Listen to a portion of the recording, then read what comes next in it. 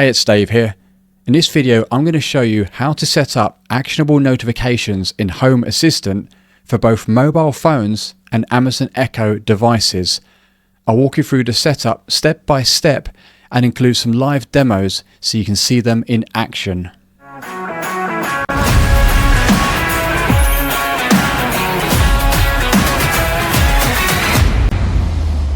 Now this is quite a long video, so I recommend checking out the description section where you can find the chapters to help you skip straight to the parts that matter most to you. Whether you're here for mobile notifications or Amazon Echo actions, you can jump straight to the relevant section. One thing you'll need before getting started is external access to your Home Assistant setup, either via Nabu Casa or alternatives like DuckDNS. I won't be covering this setup in this video, but I have made a separate guide earlier which I'll link in the description for you to follow if needed. Actionable notifications. Actionable notifications lets you respond to a notification by tapping a button on your phone or using a voice command with an Amazon Echo or other smart speakers. These responses can trigger automations in Home Assistant, making it easy to control your smart home from iOS, Android, or voice.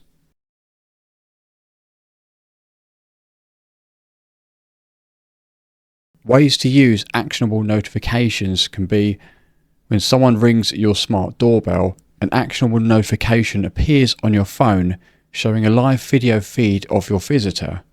You don't need to open a separate app right from the notifications. You can choose to lock or unlock your door. This is especially useful when expecting deliveries or letting in a trusted guest. Imagine you're away from your home or asleep and motion is detected inside your house. Instead of just getting a standard alert, you receive a notification with an option to take immediate action. With a single tap, you can trigger your burglar alarm, deferring any intruders before they get further inside. Ever left home and wondered if you've closed the garage door? With an actionable notification, you can get an instant alert when your garage door opens, plus you can choose to close it remotely with a quick tap. No need to check manually or open a separate app.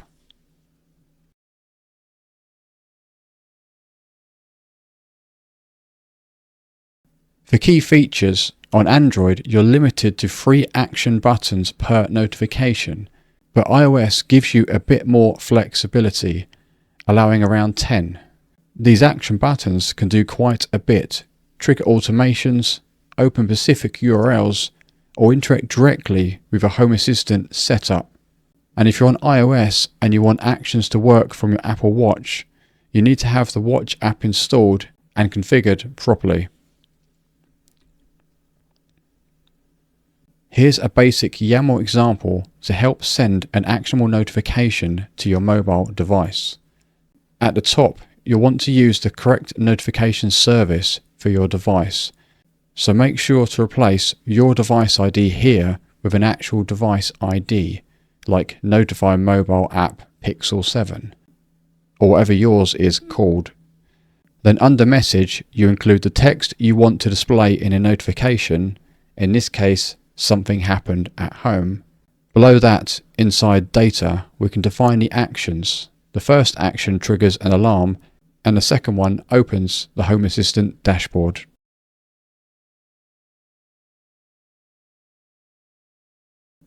Before we dive deeper, let's quickly look how automation scripts and events all connect inside Home Assistant. Automations are the brains behind everything. They react to triggers like motion sensors or notifications, and then run actions. For example, when motion is detected, send a notification.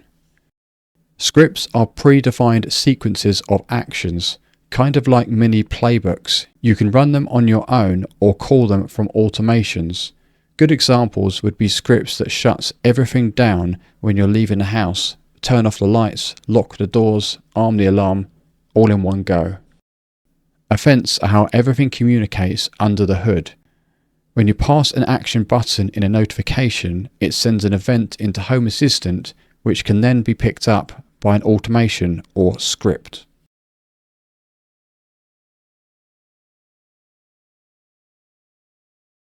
Each action in notifications uses a few key fields, and these apply to both Android and iOS. Let's quickly run through what each one does. Action is the identifier used to trigger an automation. That is what you'll match in your automation event data. Title is simply the label that appears on the button. This one's required. URI lets you open a link when the button is tapped. Just make sure you also set the action to URI. Behavior is used for things like text input. For example, you can set it to text input if you want to prompt where the user can type a reply. These keys form the foundation for your actionable notifications, whether you're triggering automations or linking out to dashboards.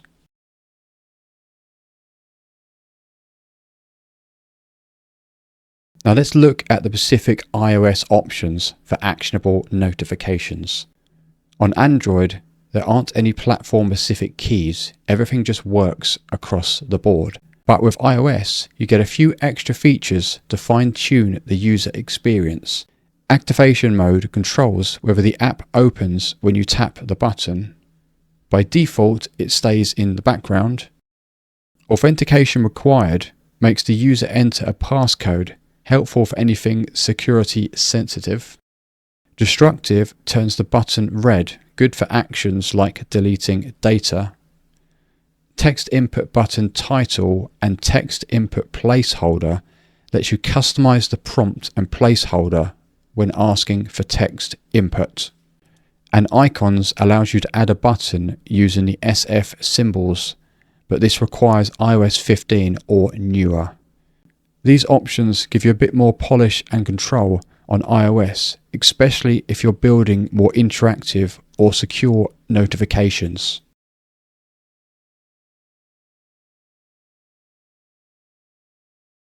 Before we set things up, here's a few mobile notification settings from an Android device you'll want to check, especially if notifications aren't showing properly. I'll be covering these later in the video. Now that I've covered the structure side, let's get practical and build this inside Home Assistant. Now the first thing you're going to need to do is identify the name of the mobile device which you're going to be sending actionable notifications to, and you may want to consider renaming it to appropriate naming convention so it's better to identify, as most of these mobiles they will just be recognized as the model number. There's a couple ways you can do this. One is through the companion app on the phone itself. And the way I've been doing it is I just head over to Developer Tools. So if you go to Developer Tools, then go to the Actions tab. And if you just do a search for notify.mobile, you'll see here it lists devices which have been signed into the Home Assistant app. Now you're only going to have a few to choose from, and this particular phone I'm working with is an iPhone SE, so I'm able to identify it very quickly. It's basically that last part, so you ignore the bit where it says mobile underscore app underscore. It's just iPhone underscore SE is the entity name. I want that to be something better, so I'm going to rename that. From the iPhone, you're going to launch Home Assistant and scroll down and look for Companion app. Click on that, and then where it says Home, you're going to click on that and look for device name, and you're going to rename that to appropriate choosing. I'm just going to make it iPhone Demo for this example. Then you're going to need to restart the Home Assistant app. I'm going to double press the home button on my iPhone and then just swipe it across, and then you're going to relaunch it. If you're not sure how to terminate the app, another easy solution is just restart the whole phone and then go back into Home Assistant app afterwards.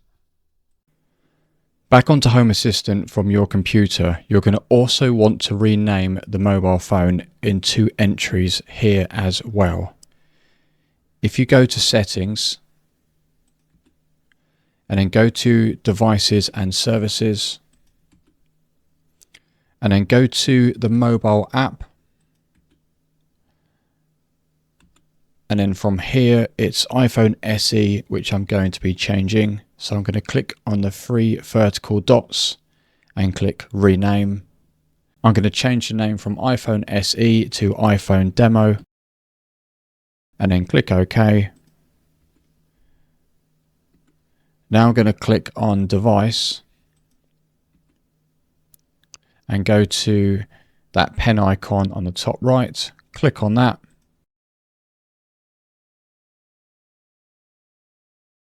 And I'm going to change the name again here from iPhone SE to Demo. Click Update, and you're going to get a warning about changing the entity names. And just go ahead and click Rename. And now, when you go back to Developer Tools, if I just type in notify.mobile, you'll see the iPhone has now got iPhone_demo. So it's a slightly better naming convention opposed to just the model of the iPhone. To rename your Android device, you're going to go to the Home Assistant app, click on the three horizontal lines on the top left, go to Settings, scroll down and look for Companion App, and then click on Home, then click on Device Name and give it an appropriate name. Now, unfortunately, because I'm a fool, I've already created various routines and automations using that device ID, so it's too late for me to change it without experiencing various headaches. Once you've changed your name, click OK, and then you're just going to terminate the app and relaunch it again. If you're not sure how to do that from an Android device, an easy way again is just to restart the mobile phone. Back into Home Assistant, renaming an Android device is pretty much the same as it is for iOS, iPhone. Go to Settings,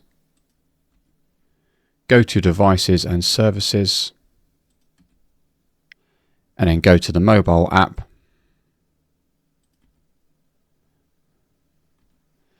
And the mobile phone I've got here is a Samsung S23, and you'd click on the three vertical dots, click Rename, and then just give it a name of your choosing and click OK. And you're also going to need to click to Device, and then click on that pen icon, give it a new name here, click Update, and then you're going to get another warning about it's going to rename various entities, and you just click OK. Because this is my live device, I'm going to just click Cancel. And then once you've done that, if you go back into Developer Tools, make sure you're on the Actions tab. And when you type in notify.mobile, you'll see it in that list.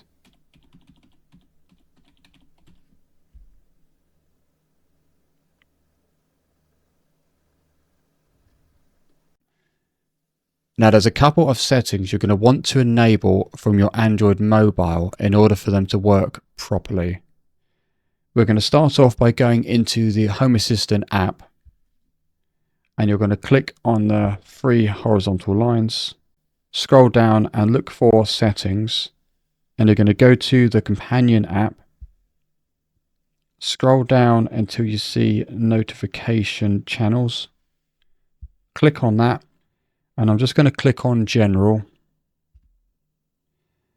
And the one I'm referring to is Show as Pop-up. What I'm going to do is trigger a notification with that setting turned on. And you'll see here the notification shows, and it will give you the yes or no option. And now what I'm going to do is trigger another notification while Show as Pop-up is turned off.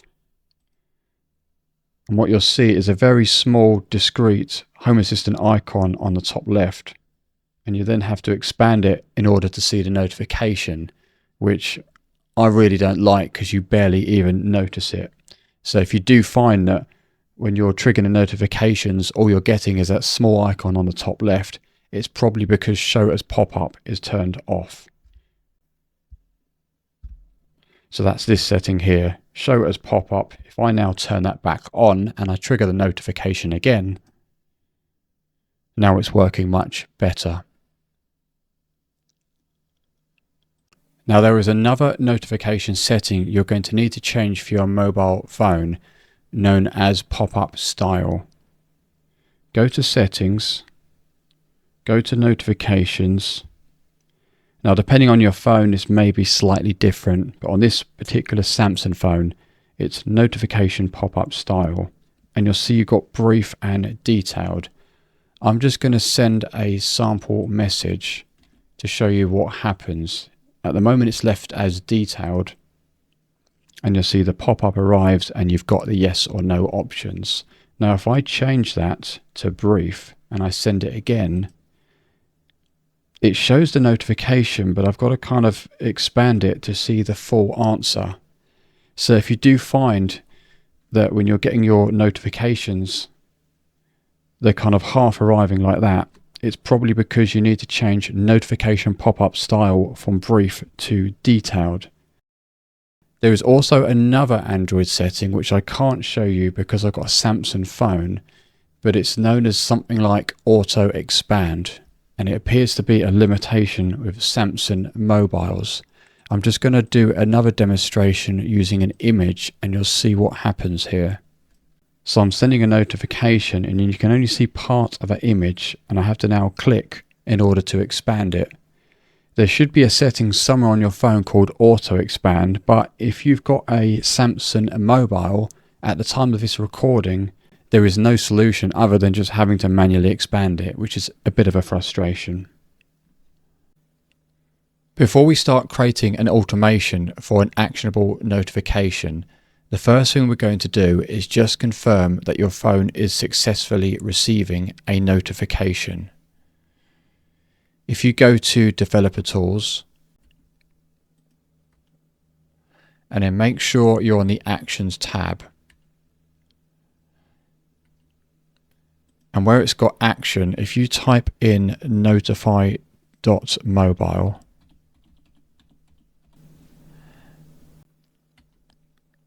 and you're going to find your mobile from this list, and in this case I'm using a Samsung S23. Now I'm going to copy some sample code, so I'm going to leave the action part here, but I'm going to delete the data part and just paste this sample code. And what it's going to do is it's going to send an alert when the cookie jar is breached, and it's going to give me two options where I can say yes to scare them or no to ignore them. What I'm going to do is overlay my phone onto this screen and trigger the action. And you can see here I'm presented with two options, and I'm going to click yes, scare them. Now at the moment that's not actually going to do anything other than just present you with a choice and you select one of them. The next stage is we're actually going to create an automation where, depending on if you choose yes or no, it's actually going to do something. Now we're going to go ahead and create an automation, and I'm going to split it into two sections. The first section is going to be if this contact sensor is broken, it's going to trigger the notification like we saw earlier, and you're going to be presented with two choices. And then the second part of the automation is it's going to listen to the events of which of those actionable notifications you chose from, and it's going to trigger an action based on that result. If you go to Settings and then go to Automation and Scenes, and on the bottom right click Create Automation, and then if you select Create New Automation, and what we're going to do is go to the top right where you've got those three dots, click on that, and you're going to select edit in YAML. And what we're going to do is copy this sample code I've wrote earlier. What this script does is you give it a name. It's going to have a trigger section here where it's got binary sensor cookie jar contact. That's actually a Zigbee door sensor. And when it breaks, it's going to go from off to on. I'm adding an additional condition where if person.dave, which is myself, is not home, then the action is actually going to happen. And this is basically what I showed you earlier, where it's going to notify my mobile and it's going to present you with two options. The extra thing you're going to see is this mode single. And what it basically means is if this automation was triggered while it's already running, it's basically just going to ignore it and do nothing.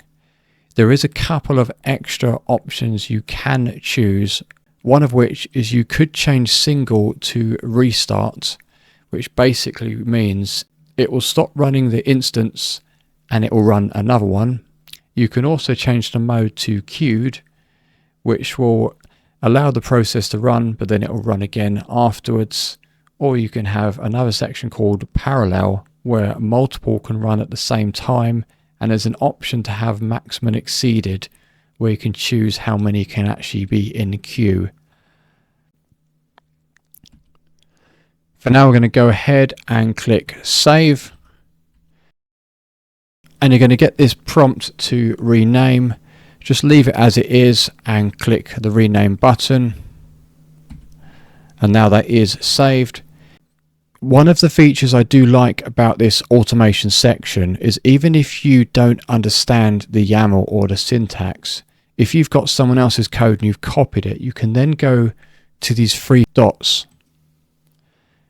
And if you click Edit in Visual Editor, you'll see here you've got this nice little breakdown where you can see exactly how the code is working, and you can edit it in a slightly more manageable way using drop-down menus. And you can scroll down and you can go to these sections, some of which you can also click here, and you can test it, which is quite useful. On that time it said conditions didn't pass. If I scroll down a bit further, you can also see the section here where it presents the actions, and I can click on that and I can actually do run action, and I'll receive that pop-up on my phone. So one of the benefits with this is if you've got someone else's code that kind of does what you want it to do, you can almost use it as a template, paste it in there, and then go to the visual editor section and then just tweak it to do exactly what you want it to do, which just saves a lot of time. Now we're going to create the second part of the automation, where it's listening to the actions that you chose, and based on your options it's actually going to do something. If you go back to create automation again, and if you click create new automation and go back to those three vertical dots and click edit in YAML, and I'm just going to paste this sample code. Now this first part here, all it's actually doing is giving it a name, and it's literally just listening to the events. The second part for the action is what it's doing here is if cookie defense is set to yes, and you've got another part here where if cookie is equal to no. So when I selected yes, scare them away, what it's basically doing is running this part of the code. And at the moment what I've set it to do is it's turning a switch off and on, and that switch is actually a light switch in the kitchen, and it's repeating it 5 times. So it's just turning the kitchen light off and on 5 times to kind of simulate a flashing warning light or alarm. You could make it do whatever you want, but for this demo I'm just going to make it turn the light off and on 5 times. And had I selected no, all it's going to do is basically just nothing. It will just turn the notification off, and from your perspective on the phone, you won't see anything happen. And in that mode, set to single again, so that if this was selected while it's running, nothing would happen. So I'm just moving on to live demonstration, and unfortunately cookie theft is one of those frequent things that happens in my area. I try to leave a large wad of cache in the hope to sort of redirect their attention from the cookie jar, but it doesn't seem to be working that well. And in this occasion, you can see the bugger's already cracked on to one of my cookies. And what's going to happen now, thanks to this automation, I'm going to receive alert while I'm away, and I can go ahead and press yes, scare them. And now he's going to see the flashing lights and get terrified and run. I'm now going to move on to using scripts, and essentially what we're going to do is run this part of the code again, but we're going to remove this part and have it call a script, which is essentially just going to run this section on its own. You might initially see this as a bit of a waste of time and an extra step to do, but you may have scenarios where you've got other automations or triggers which actually result in the same action to be executed. And in that case, let's just say I had several automations where if yes, do the same thing, and then later on I think actually I want it to do a slightly different thing, I would then have to edit several pieces of different code in order to get it to work. Where if I wrote a script, I would only have to change that one script. There's a bit of a trade-off where it may actually be worth using scripts. And as you see the rest of the video, you'll start to see the benefits for using scripts. One thing to watch out for when using scripts is if you're splitting them into directories, you may encounter some problems here, which I did earlier. If I click on scripts, and you'll see here there's two, one of which I've created from the UI, which is this top one here. And if I click in it, it allows me to edit it and I can make changes. If I click on the other one, you may have experienced something like this before, where it's saying the script cannot be edited from the UI because it's not stored in a scripts.yaml file. This is because I've split it up. And to make things more complicated, if you have split your scripts into a directory, you may actually find if you create a script from here, even though it will make the changes, you'll never see it appear in here. And the reason that is because it saves it in a completely different directory. It saves it in the root directory. I'm just going to go into File Editor and better explain this, because this is a real headache I've experienced and it took me a while to get around. So when you look at my configuration.yaml, you can see here I've got my script split, so it's pointing to a directory, and I've also got my script pointing to include script. And the way I've got around that is I've typed script space and then split. So I'm using a combination of both of these features, so I can use the scripts.yaml file and I can also reference scripts from directories. So if I just go to the folder structure, this is the root directory, and if I scroll down, you'll see here you've got scripts.yaml, which is the one you can also edit from the UI. And if I go down a few directories, go into config folder, and there should be a folder called scripts, which I'm going to go into, and you can see I've got this file here. This I can only edit from within file directory or a YAML editor. You won't be able to edit this from the UI. You'll be able to see this script in the UI, but it will throw a tantrum or complain about you that it can't be edited from in that environment. You've probably came across this headache, and I thought I'd bring this up because it's likely you're going to run into this problem at some point in the future, if not already. Carrying on from automations and scenes, I'm now going to walk you through creating a script, and then we're going to edit the original automation so it calls the script instead of running the sequence from within. If you head over to Scripts and then click Create Script, then select Create a New Script and click on the three vertical dots and select Edit in YAML. And I'm just going to copy this sample code.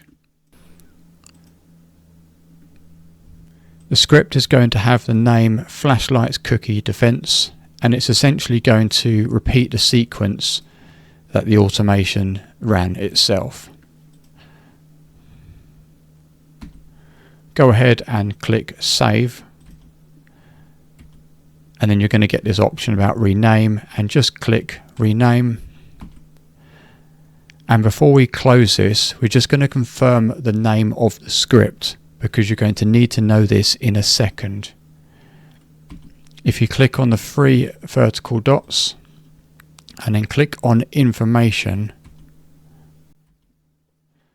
and then if you click on that settings icon, and you'll see under entity ID it says script.flash_lights_cookie_defense. That is the script name you need to remember. You can copy it as well. I'm just going to click the back button, and we're just going to come out of that. And now you can see that new script has been created.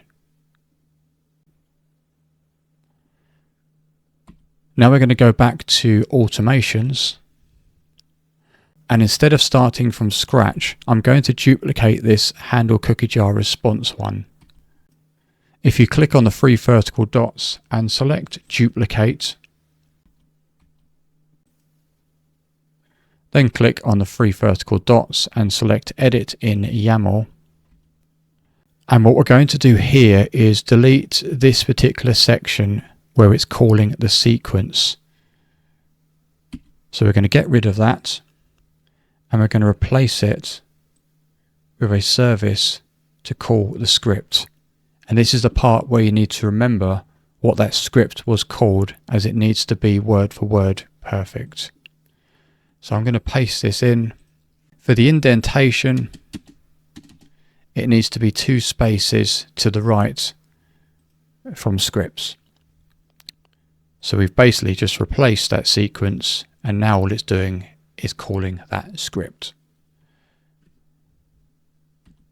Go ahead and click Save. Because we've copied it, it's going to ask us to give it a name, and I'm just going to call it Cookie Jar Mobile Response. And I'm just going to add call script at the end just for my reference, and then click Save. Now that's going to work exactly the same as a demonstration I did earlier. The only difference now is it's now running 3 separate things. So it's going to run this part, which is the cookie jar breach, notify if away. And now instead of running this part, it's going to run this part, which is cookie jar response call script. And you can see here I've turned off the other one because I don't want that to work. And what that is going to do is it's going to call this script. Now I'm about to move on to using actionable notifications using your Amazon Echo device. And a couple of the prerequisites is you'll need to install the HACS Home Assistant Community Store and also the Alexa Media Player integration. If you've already done this, you can skip a few bits ahead. If not, then just keep playing the video as it is. To install HACS, you need to go onto the website and then click on Use. Then go to check if requirements are met. And if you're not sure what version of Home Assistant you have, go back to Home Assistant, go to Settings, and then go to About, and you'll see the versions showing there. Now going back over to the HACS website, we're now going to go to Downloading HACS. Click on My Link, Now, because I've got a live and a demo version, I'm manually going to enter the IP address, but you probably could have just clicked on Open Link. From the Home Assistant portal, we are now going to install the HACS integration. If you go to Settings, and then click on Devices and Services, now click on Add Integration, and from this search, you're going to type in HACS, and then just go ahead and acknowledge the following, check all those boxes and click Submit. Now it's going to show a device activation code which you're going to need to copy and log into your GitHub channel and paste. Just click Continue to sign in and paste that code here and click Continue again. And then just agree and authorize HACS. And you should see a congratulations, you're all set if done properly. Now go back to Home Assistant and click Finish.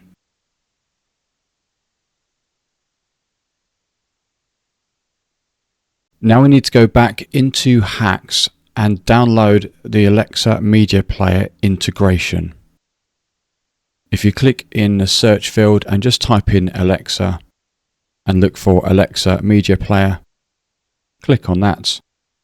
And if you scroll down to the bottom right, click Download, and then click Download again.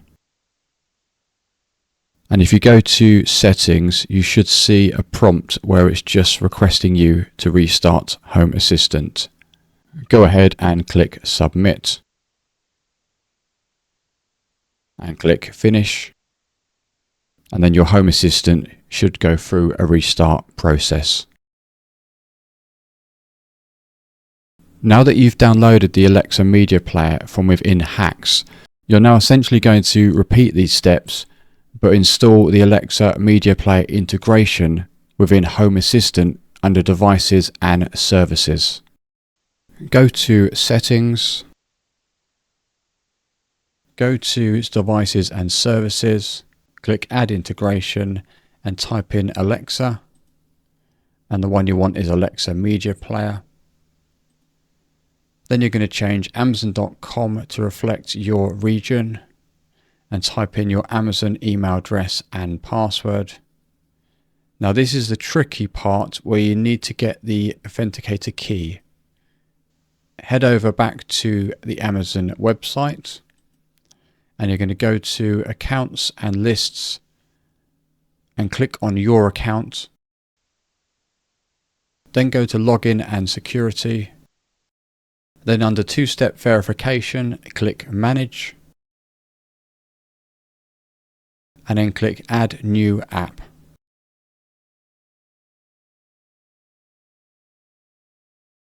Now you're going to click Can't Scan Barcode to reveal that complex code, and you're going to copy it.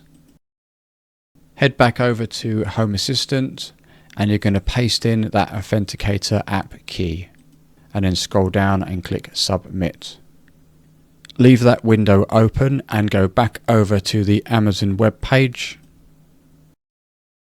and we're going to paste in the one-time code.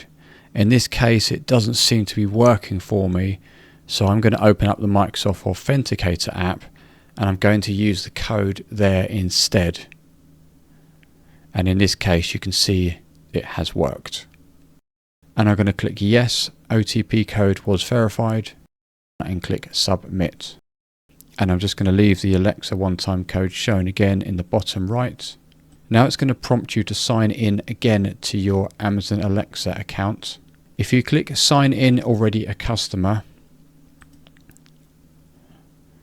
and then just use your Amazon credentials and click Sign in, and it's going to give you another one-time code which should allow you to use that same Alexa Media Player one-time code, but it's a hit and miss whether this works.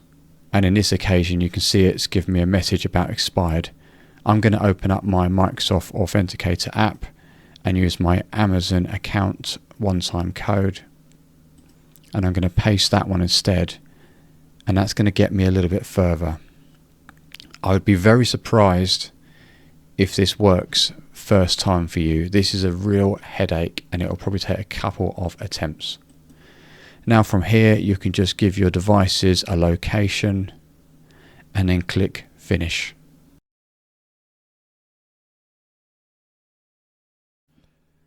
I'm now going to walk you through creating another actionable notification, but this time instead of the notification appearing on your mobile phone, your Amazon Echo device is going to trigger a voice response and it's going to give you an option on what to say back. The routine that I'm going to create will be the scenario that the cookie jar has been opened, but in this occasion I'm actually home. And what it's going to do is ask me if it's me eating the cookies or not. And whether I say yes or no, it's going to give me a different response. Now, before we create an Alexa skill, we're going to need to add an input text into Home Assistant. So if you go to File Editor, and you're going to go to configuration.yaml, and we're going to add this input.text entry. All of this will be linked in the description. I haven't split my input text, so I'm just leaving it there. Now I'm going to click Save. And then go to Developer Tools. I'm just going to check the configuration.yaml is okay, which it is. And now I'm going to go ahead and restart Home Assistant. Once Home Assistant has restarted, you're then going to log on to the Alexa Developer Console page and make sure you sign in with your same Amazon account that your Echo devices are running off. If you go ahead and click Create Skill and then give your skill a name, I'm just going to call it Alexa Actionable Notifications.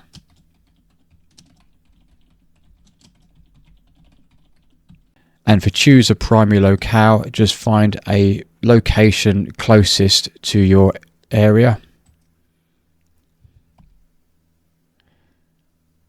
And then click Next. For choose a type of experience, I'm going to select Smart Home. And if you scroll down under Choose a Model, select Custom, scroll down again, and under Hosting Services, select Alexa Hosted Python. Keep going down and then you've got Hosting Region and just choose one closest to your location. I'm going to choose EU Ireland. And then click Next. You're only going to have one option, which is Start from Scratch. And we're going to click Next. And now it's just going to give you a quick summary of what we've selected. And just click Create Skill.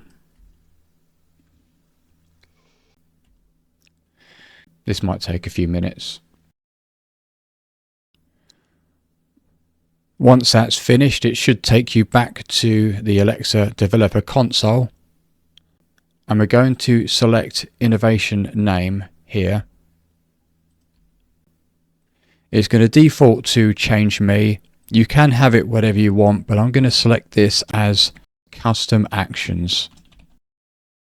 Whatever you call this, later on when you test this, that's the name you're going to be using. If you just keep it the same, it will just be easier for you to follow this tutorial. Now if you click Build Skill and click Build, you're going to see a load of pop-ups in the corner and just wait for that to finish. Once that's finished building, you're going to head over to this link here and you're going to select the language appropriate to yourself. I'm going to use English Great Britain. And you're going to select that button to copy the text. And then we're going to go back to the developer console. And if you expand interaction model and select JSON editor, we're just going to go ahead and overwrite all of this code. So if you just press Control A, delete it, and then just press Control V. And there's one thing I'm going to change, which you don't need to, but I want that to say custom actions, which is what I set it as earlier.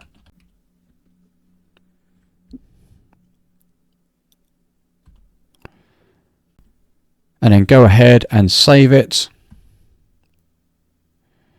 Give it a few seconds before you click build skill, because I've noticed if you click save and then build skill too quickly, it fires up an error. So I'm now going to click build skill and then just give it a minute to finish building. And we're just going to go to the test section.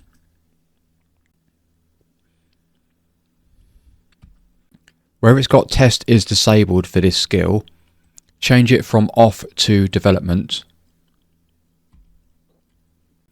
And we're just going to type in here, open custom actions. Custom actions is what we called that innovation name. So if you called it something else, you have to change it. Click enter. Welcome. You can say hello or help. Which would you like to try? At the moment, you'll get some sort of response like that because it's not finished being set up. I'm not sure. You can say hello or help. What would you like to do? Or it would be a response like that. If you go back to code, and what we're going to do is download some files from this GitHub link.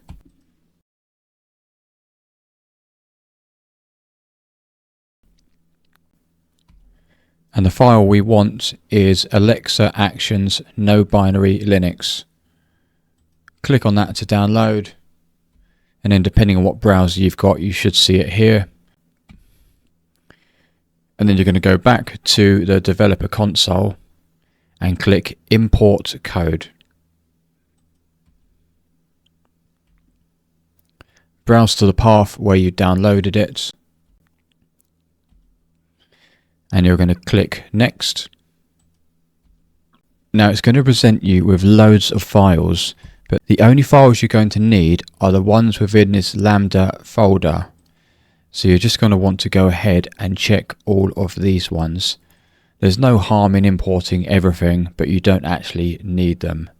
If you do, however, click on the parent folder and you select everything, when you try to click next, because there's more than 100 files, what's going to happen is you're going to get this error code here where it's saying there needs to be less than 100 files. If you do want to import all of them, what you'll have to do is select a certain batch at a time, click next, and then go back into the import code again and just select the ones that you haven't clicked and repeat these steps. But because we don't actually need all of those files, we're just going to uncheck everything and we're just going to check these ones here. This way it's less than 100 and it's going to work. And then you're just going to click next. It should show these files selected, and then just click import and wait for it to finish.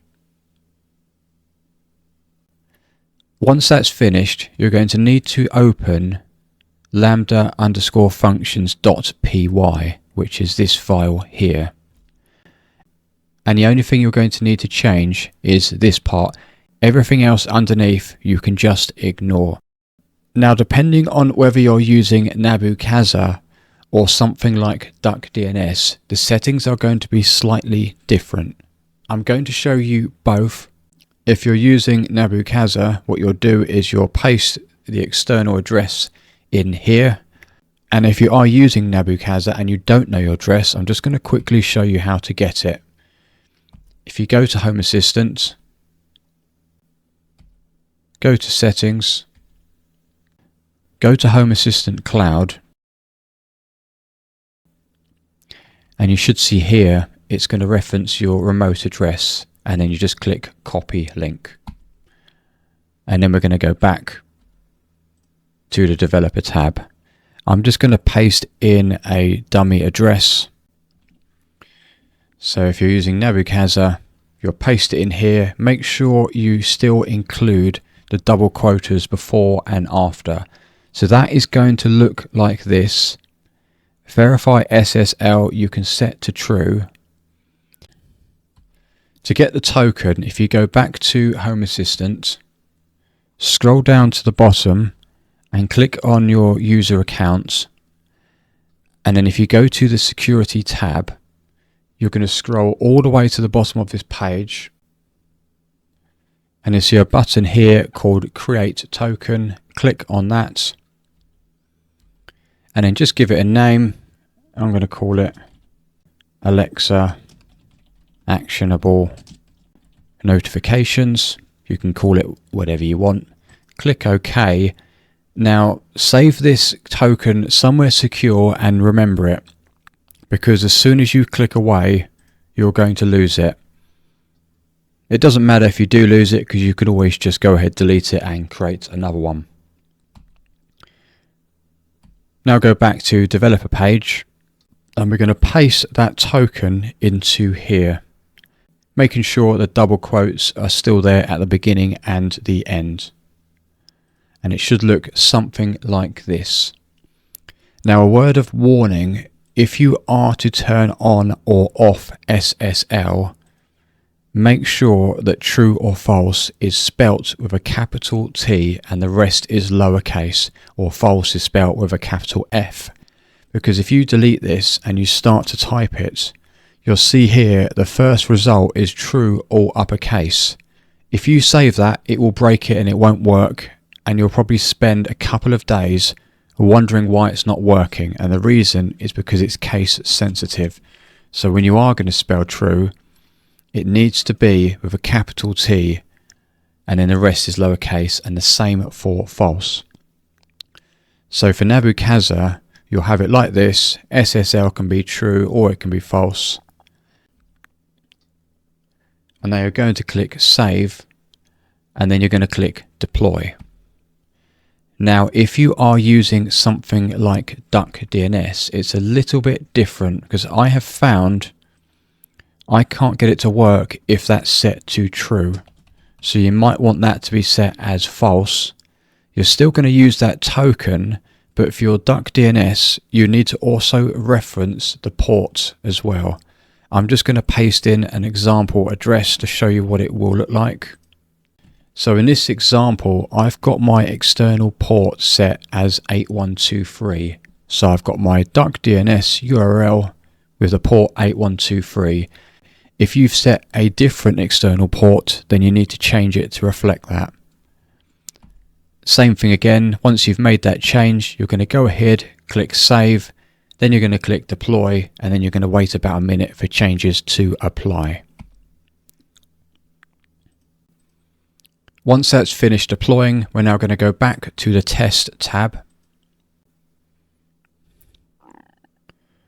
And we're going to run this simulator again and do the same thing. Open Custom Actions. And I'm expecting a different response this time. This is a test of the Alexa Actionable Notifications skill. Did it work? So you'll notice it says something completely different this time. It's now saying this is a test of the Alexa Actionable Notification skill. Did it work? That's good. That's what we want it to say, which is excellent. If you find it isn't doing that and something's gone wrong, if you go back into the code, the chances are something here is wrong. Either you've put the wrong token, quite likely in my case, and it took 2 days to figure this out, I had spelt false all in uppercase, or you've maybe referenced this wrong. But if these bits are correct, it should be working. Now for those of you with Nabu Casa, there is an additional option of how to authenticate where you can actually link your account. I'm going to show you that second option as well. So I'm just going to change the Home Assistant URL to a dummy Nabu Casa address.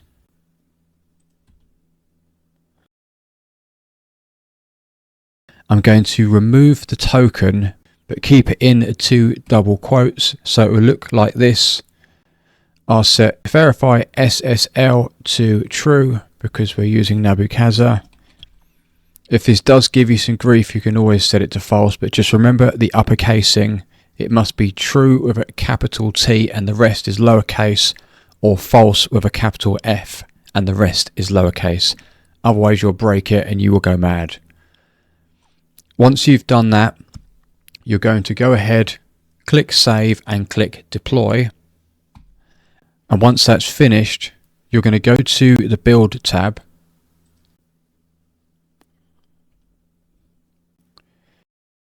And you'll see an option here called account linking.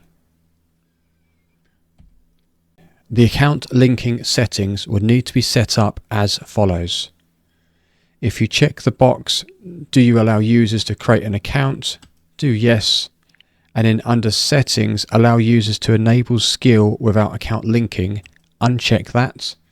And then if you scroll down, you're going to see a list of options showing here. I'm just going to very quickly pre-populate them. For your web authorization URI, this part is your Nabu Casa address, and then you're just going to add /auth/authorize. Notice it's the US spelling with a Z. It's quite possible it does work with an S, but I've only tested it as this and I know that works.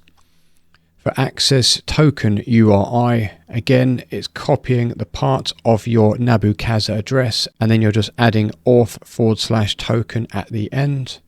For your client ID, you've actually got a few choices and you're choosing the closest to your region. I'm using this one here.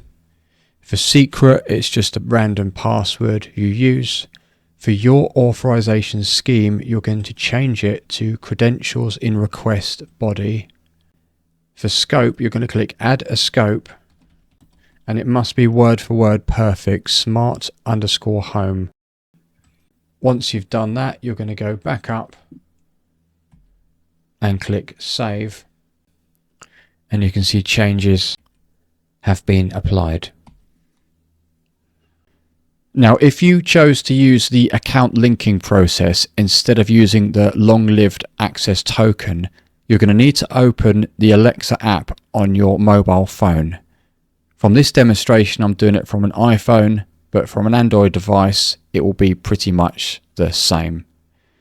You're just going to launch the Alexa app.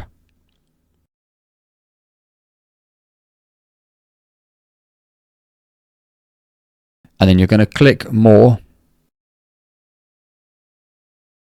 Then select skills and games. And then you're going to scroll down and look for your skills. And then if you swipe to the right and look for dev, you should see Alexa actionable notifications or whatever you called your skill showing as an option, and it's prompting account linking required. If you click on that, and then you're going to go to settings, then click link account. And then you're just going to go ahead and sign in with your Amazon account and click log in. And if all goes well, it should successfully sign you in. Now, just warning you, if you did try to do the account linking using a DuckDNS, I had no success getting this to work. I found I would get to that login page and it would just throw an error. So just reminding you, this appears to only work, or at least I've only had success getting this to work if you're using Nabu Casa. Now you're going to need to head over to the following web page and copy this script which allows Home Assistant to trigger the Alexa actionable notifications. So I'm going to copy that. Then you're going to go back to Home Assistant and you're going to open File Editor and go to the configuration.yaml file.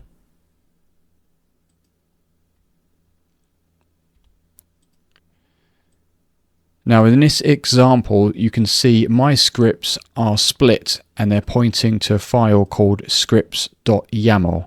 So I'm going to go to that location now. And in this demo environment, there's currently nothing there. I'm going to go ahead and paste that script.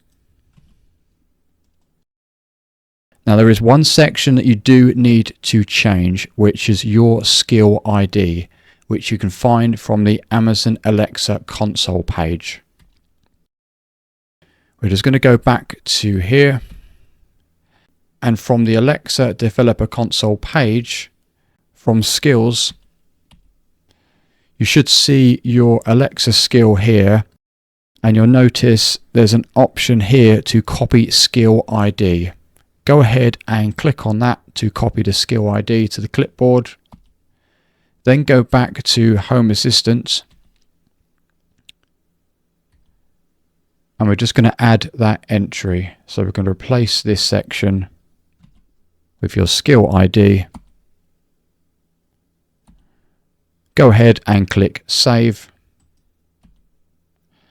and then we're going to go to Developer Tools.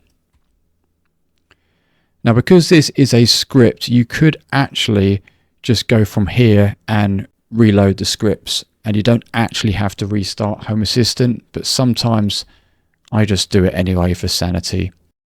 So I'm just going to check the configuration.yaml is all good, which it is, and now I'm just going to go ahead and restart Home Assistant.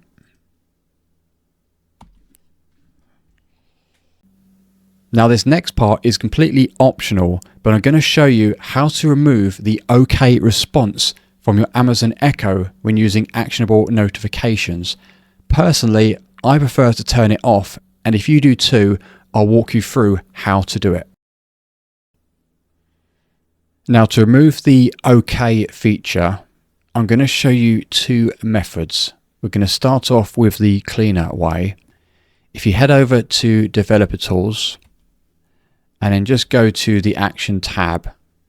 Here I've got some sample code, and what I'm going to do is just very quickly trigger an automation where it's going to ask me a question, and then based on my yes or no, it's going to say a response.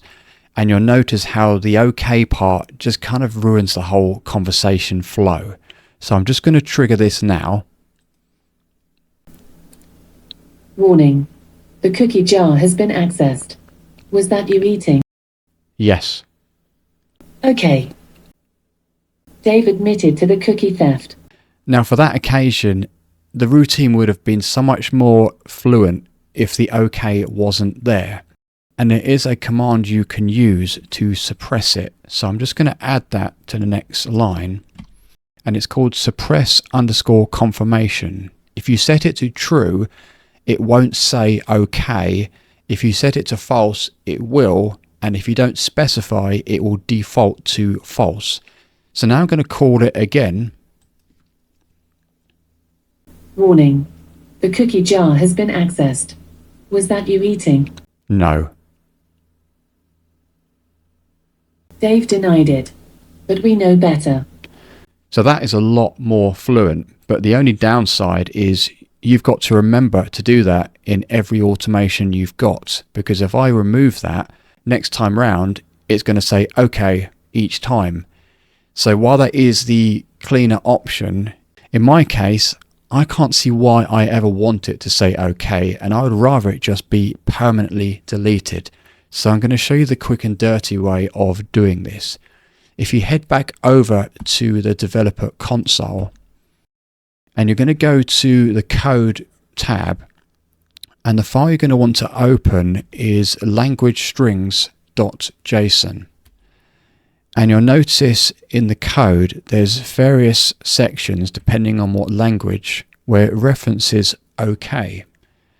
Because I'm using English, I'm going to edit this, and what you basically do is you just delete it, but you leave the double quotes. And then once you've done that, you're going to go ahead and hit save. Give it a few seconds to save, and then you're going to click deploy.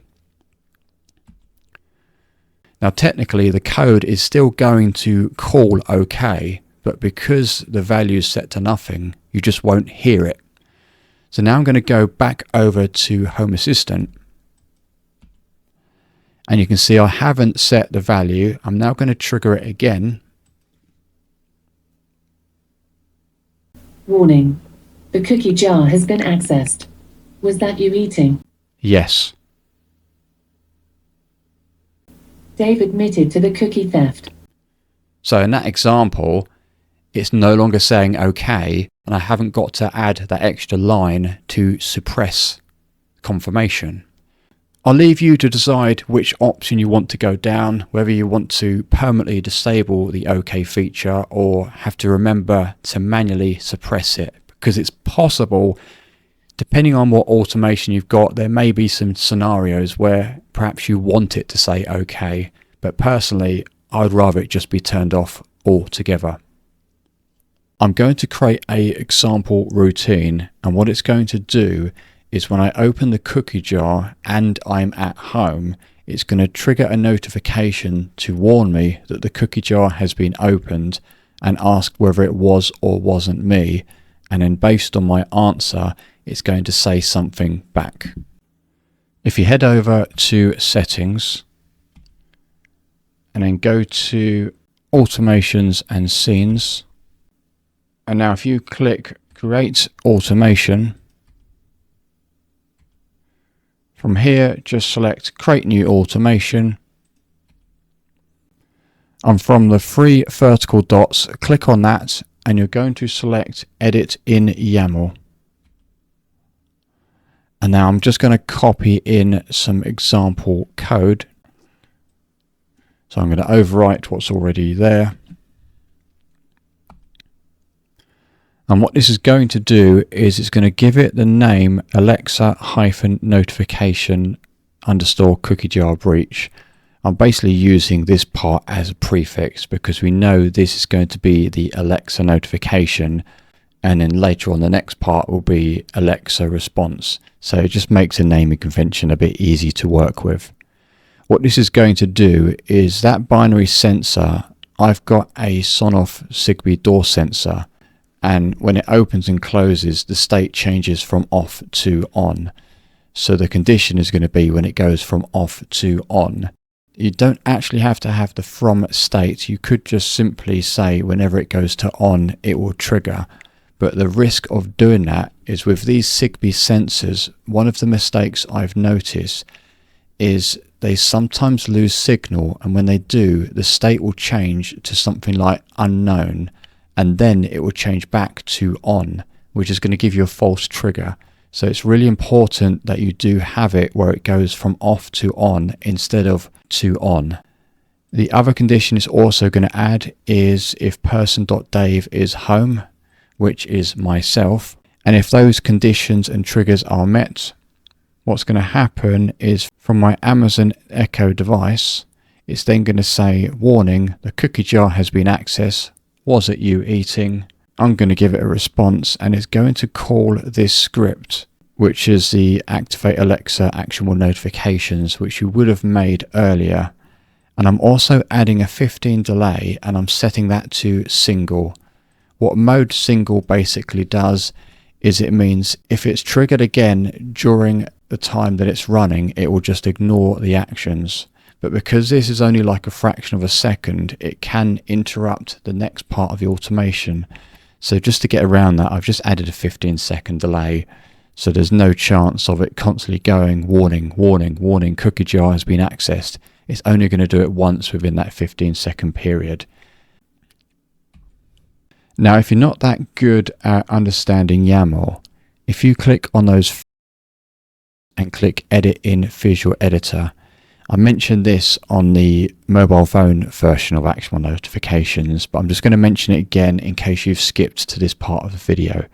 One of the cool features I like with Home Assistant is you could copy someone else's code, even if you don't understand the YAML. You can then digest it from the visual editor and actually understand exactly what's happening from these drop down menus. So if I go to this part here where it's got then do, you can see here, you can see the text that it's saying. It's got that event ID, which Amazon Echo device it's calling. So in your case, you may want to change that to your own Amazon Echo. And then you can see here, it's got the 15-second pause. So if your knowledge of YAML isn't that good, it doesn't really matter because you can just tweak it from the visual editor afterwards. We're now going to go ahead and click save. And then you're just going to get this little pop-up and it's just forcing you to rename it, even though we're going to keep the same name. Go ahead and just click rename. And then I'm just going to click back. And you can see that's the one I've just created. Now that we've got the trigger created, where it's going to broadcast the notification, we're now going to have the second part where it's going to give you a response. So you're going to go back to create automation. Same as before, create new automation. And from the three vertical dots, click edit in YAML. And I'm going to paste some more sample code.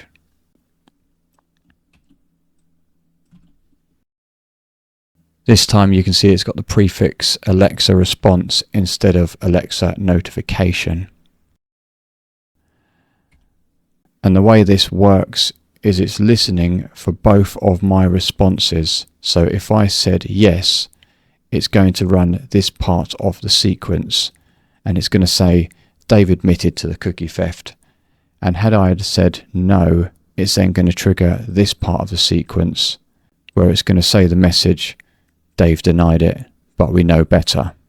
And that's going to come from my Amazon Echo.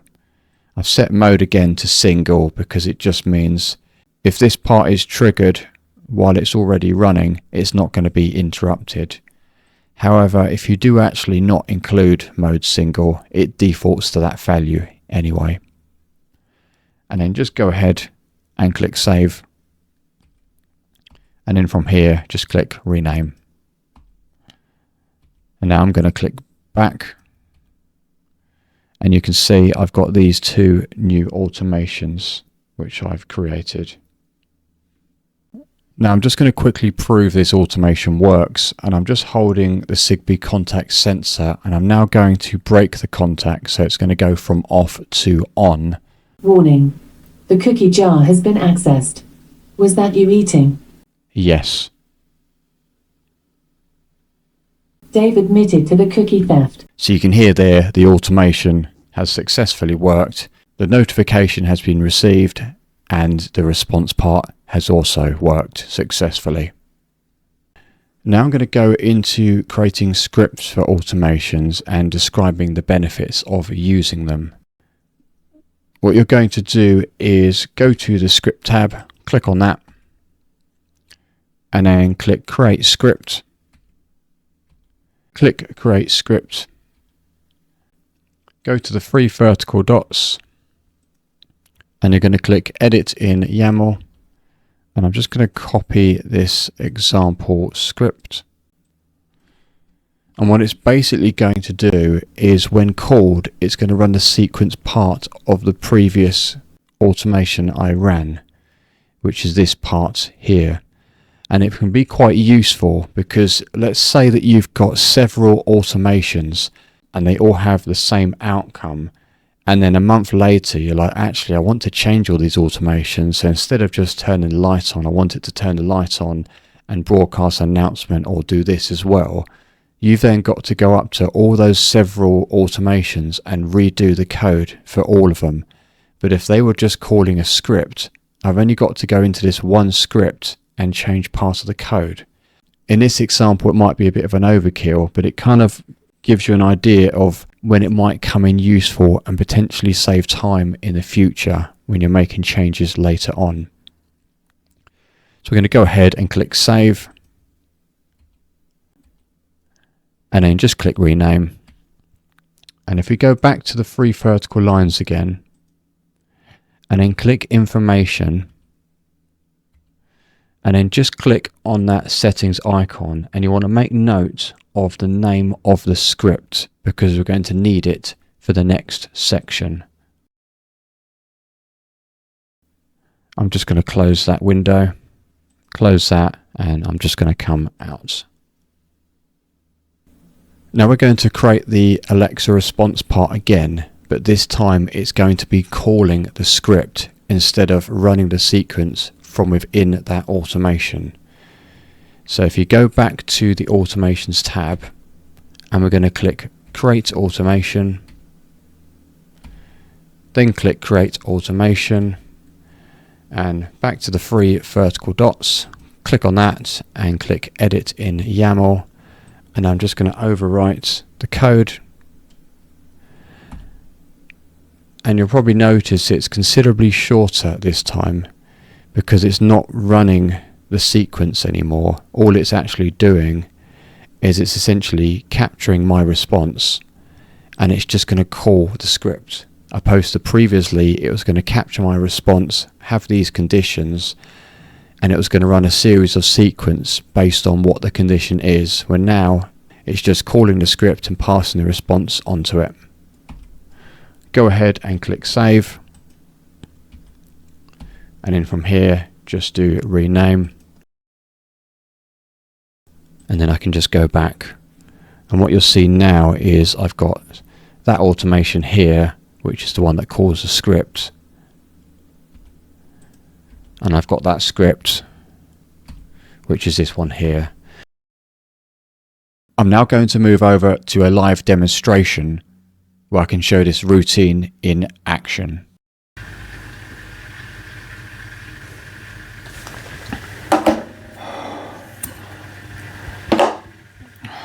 Warning. The cookie jar has been accessed. Was that you eating? No. Dave denied it. But we know better. And that's it for this one. Hopefully that helped you get actionable notifications working just the way you want. And if it did help, give it a thumbs up. And if you're into smart home automations with a bit of humour along the way, hit subscribe for future videos. If you've got any questions or hit a roadblock, post it in the comments section, or even better, join the Discord channel where we can discuss it in more detail. Thanks for watching, and I'll catch you in the next one.